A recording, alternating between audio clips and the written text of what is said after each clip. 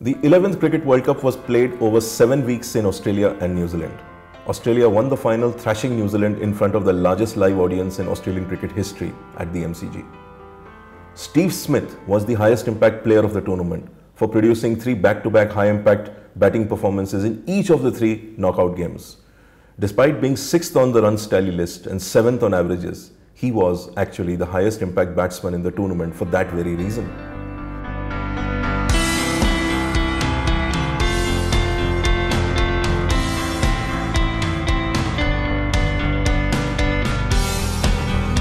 Each of those performances could have individually won him a tournament-defining performance since Australia went on to win the cup, a truly unique feat. He was the rightful man of the tournament even though the award went to Mitchell Starc. There is no doubt that Starc's lethal bowling lit up the tournament. But it is interesting to note that he was not Australia's highest impact bowler in the 3 knockout games.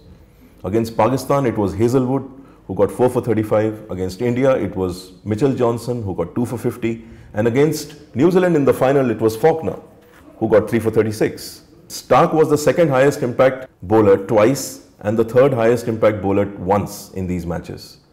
Equally interesting, even though Starc was the joint highest wicket taker in the tournament along with New Zealand's Trent Boult, 8 of Starc's 22 wickets were lower order wickets, which is numbers batting between 9 and 11. While only 2 of Boult's 22 were from that category. This gives Boult a higher impact despite Starc having a superior economy impact.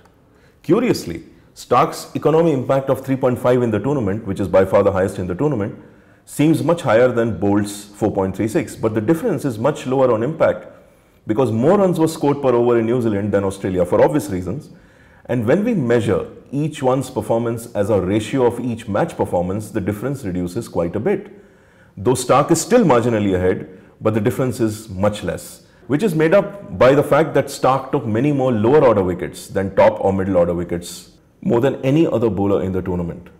Bottom line, no one is taking credit away from Starc at all, but James Faulkner was the highest impact bowler in the tournament. And Steven Smith, as the highest impact player of the tournament, was the rightful man of the tournament. Mitchell Johnson and Glenn Maxwell were the next highest impact players of the tournament. Maxwell was the highest impact all-rounder. Even though India was vanquished in the semis by the eventual champion, impact suggests they were the 2nd highest impact team in the tournament. New Zealand, even though they reached the final, rode primarily on individual brilliance like that of Tim Southee, Martin Guptill, Brendan McCullum, Kane Williamson, Trent Boult, Grant Elliott. Many of them did not play consistently. They did not play as a team enough and were shown up for that in the final when they were pounded by the Australians. They were also lucky to have played all their matches in familiar home conditions. Still, New Zealand lit up this tournament more than anyone else. Much like England in 2011, the most interesting matches involved them, especially classics against 2 of the strongest sides in the tournament.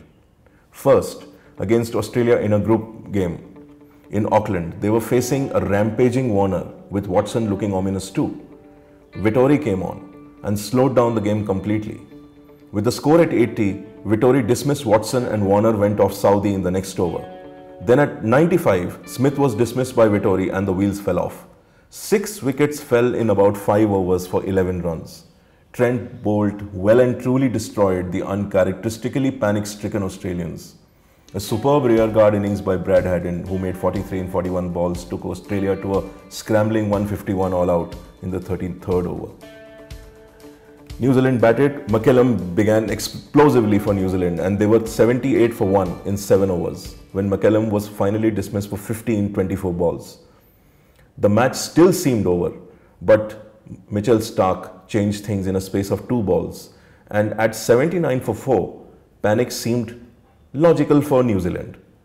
But Kane Williamson and Corey Anderson took New Zealand to within 20 runs of the target when Anderson fell for 26 and another sensational collapse occurred. 5 wickets fell within 15 runs and Starc was suddenly rendered unplayable. His interchanging of searing Yorkers and nasty short balls left the Kiwis with no answer. With New Zealand 146 for 9, given the circumstances, it looked far away.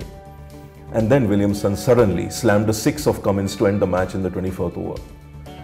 Starc, who got 6 for 28, was the highest impact player, followed by Boult, who took 5 for 27, But Bolt got the Man of the Match award, presumably because of being in the winning side.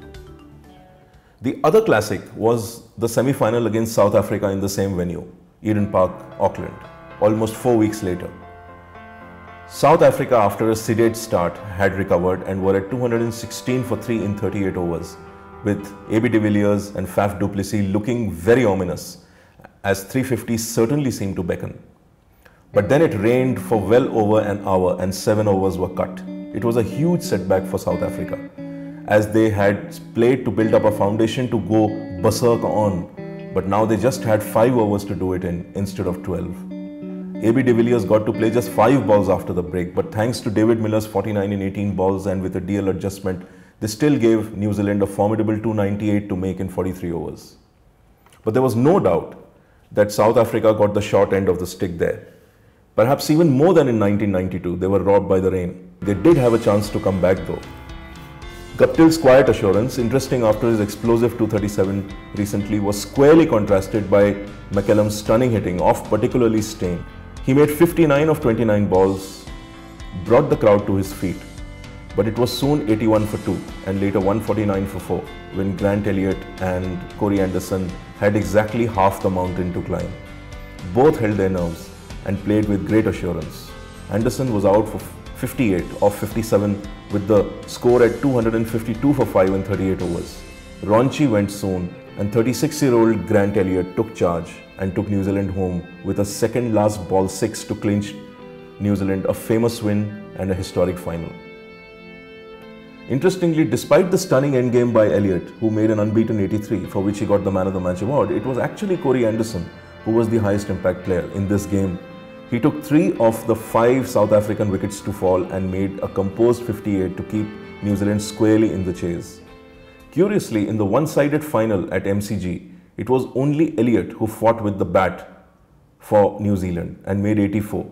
He was the highest impact player there, but the Man of the Match award went to James Faulkner.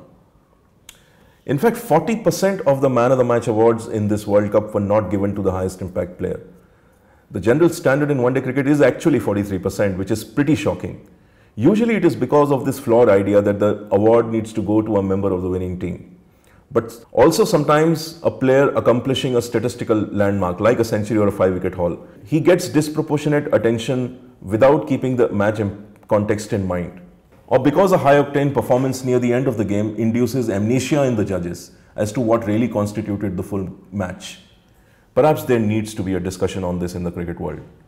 South Africa lost 3 matches in the tournament but still produced enough quality cricket to suggest they were worthy semi-finalists. They made a blunder in the series when they dropped their highest impact bowler in the tournament till then, Kyle Abbott. His replacement, Vernon Philander, did not deliver. Whether this was a flawed colour quota system at bay or just plain mismanagement, perhaps we will never know. This and that terribly timed rain torpedoed their World Cup chances.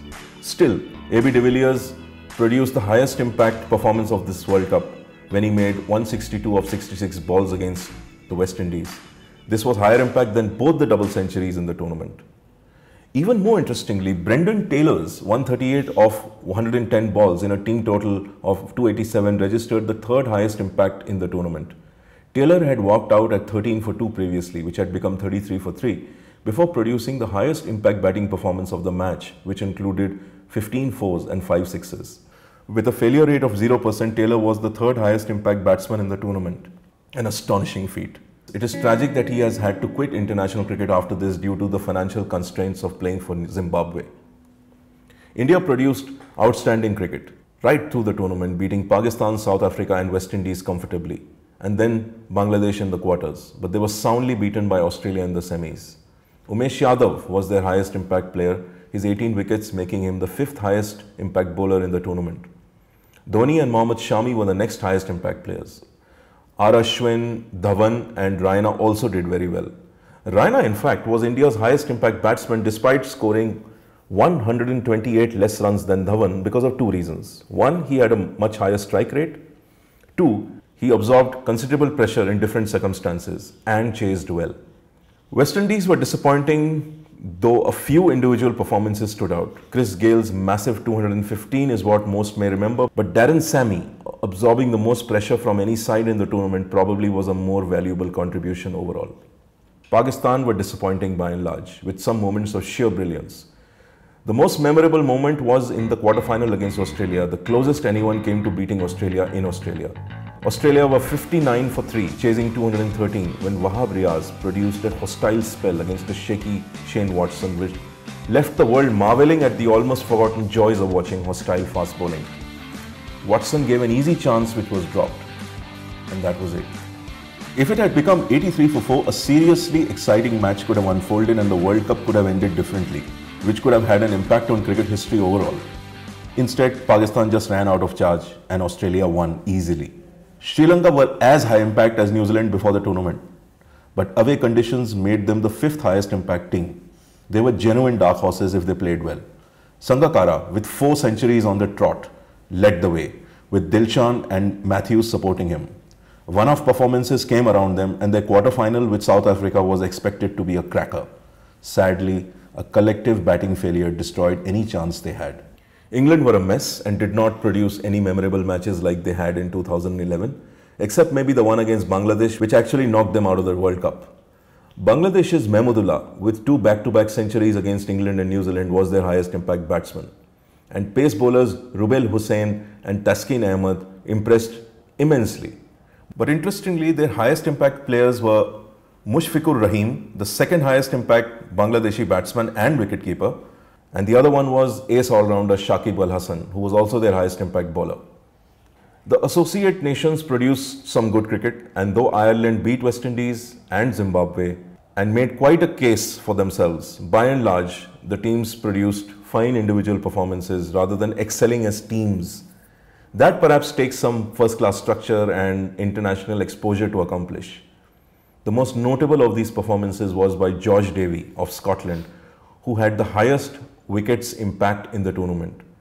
All his 15 wickets in 6 matches were top or middle order wickets, and they included names like Kane Williamson, Corey Anderson, Joe Root, Eoin Morgan, Tilakratne Dilshan, Kumar Sangakkara, Mahela Jayawardene and Shane Watson. As happens logically with every new World Cup, except perhaps 2007, this was the most watched World Cup till date, but sadly not the most exciting. 6 of the 7 knockout matches were one-sided and the most likely team to prevail did so. Incredibly, 3 of the semi-finalist sides are the highest impact sides the country has ever fielded in World Cup history, which is quite a coincidence. Australia, New Zealand and India. And given that Australia has the highest impact side in one-day cricket today, are we, after a brief hiatus, all set for Australian domination again?